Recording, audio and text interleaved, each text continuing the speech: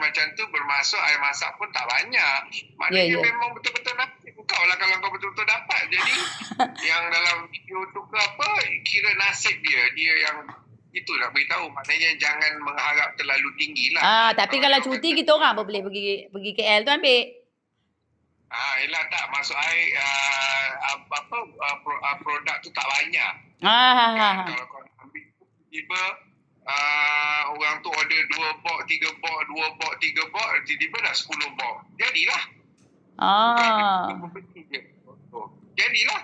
Faham kan? Faham. Bukannya sampai you kena beria tak bayar. So, you tolong ni pun dah cukup baik. So, terima kasih saja seronok-seronok. Sebab dah kenal lama.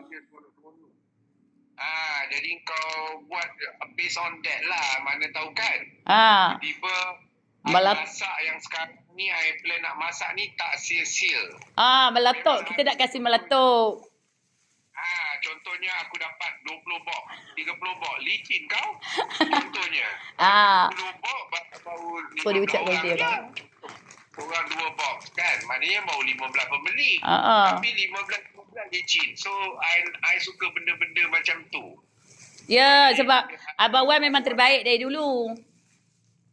Tak, you kena ingat, I jual tu memang sebelum puasa je. Bulan puasa, I tak masak-masak ni semua. Sebab I jadi macam situasi rendang tu dimasak berjam. Jadi biasanya bahaya sikit dah. Lambat lagi. So, maknanya dimasak, dijual, frozen tak frozen sebelum puasa. Nanti apa-apa bagi tahu. Nanti you akan dapat maklumat tu lah. So, sekarang ni untuk maklumat kau usahakan di ujung-ujung minggu tu collect